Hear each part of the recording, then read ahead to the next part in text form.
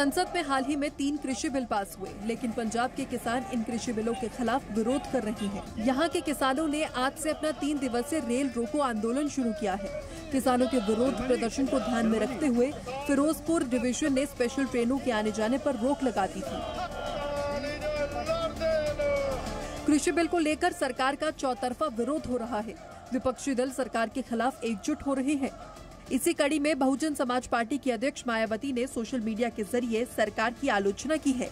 उन्होंने कहा कि यदि केंद्र सरकार भी किसानों को विश्वास में लेकर ये निर्णय लेती तो बेहतर होता। वहीं केंद्रीय मंत्री प्रकाश जावड़ेकर ने विपक्षी दलों पर निशाना साधा। उन्होंने कहा कि विपक्षी दलों की राजनीति दिशाहीन हो गई है। जब उनका अधिकार था संसद में बैठने का, बोलने का, अपनी राय जताने का, तो वो अधिकार उन्होंने छोड़ दिया, वॉकआउट किया।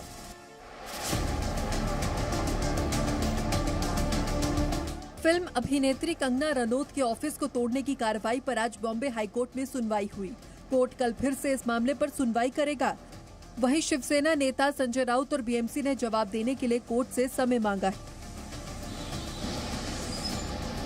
बॉम्बे हाईकोर्ट ने बीएमसी की कार्रवाई पर सवाल उठाया है। कोर्ट ने कहा कि कंगना का ऑफिस तोड़ने में जितनी तेजी दिखाई, उतनी तेजी दूसरे कामों में दिखाई देती तो मुंबई में इतने हादसे नहीं होते। अभिनेत्री कंगना रनौत के ऑफिस के कुछ हिस्से को बीएमसी ने 9 सितंबर को तोड़ दिया था, जिसके बाद अभिनेत्री कंगना ने हाईकोर्ट का रुख किया था। कंगना का आरोप है कि उनके ऑफिस का निर्माण अवैध नहीं था। वहीं कोर्ट ने इस मामले पर कंगना और बीएमसी से जवाब मांगा था।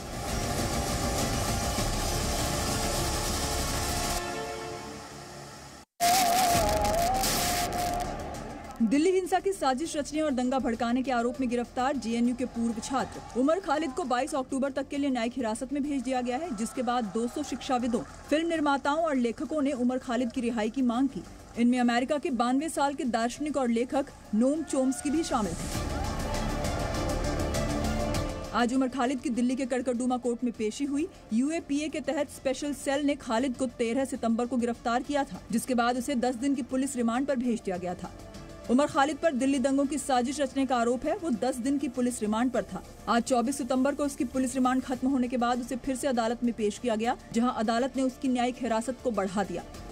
नागरिकता संशोधन कानून के खिलाफ 24 फरवरी को उत्तर पूर्वी दिल्ली में सांप्रदायिक दंगे भड़क गए थे। इनमें कम से कम 53 लोगों की मौत हुई थी, जबकि 200 के करीब लोग घायल हुए थे।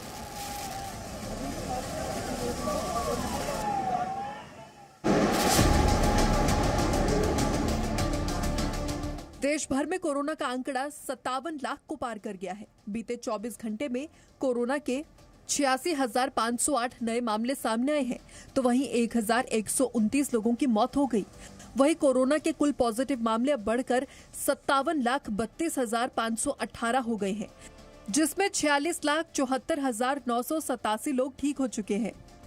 कोरोना संक्रमण से अब तक 91,149 लोगों की मौत हो चुकी है, जबकि इलाज से ठीक होने की दर यानी रिकवरी रेट 81.55% पर पहुंच गया है।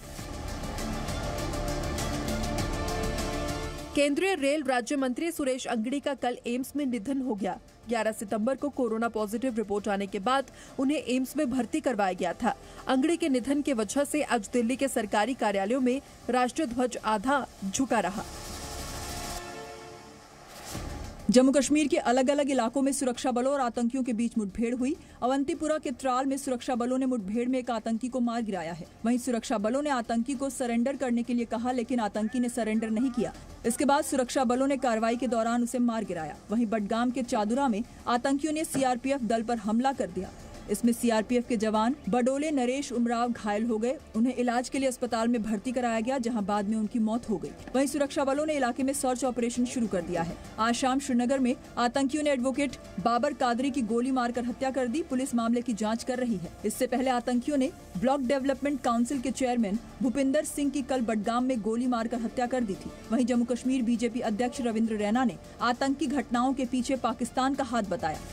कायर दरिंदे आतंकवादियों ने कश्मीर घाटी को फिर लहूलुहान किया है। पाकिस्तान के इन आतंकवादियों को चुन चुन कर मौत के घाट उतारा जाएगा। Presenting B news app available on Google Play and App Store. Download it now.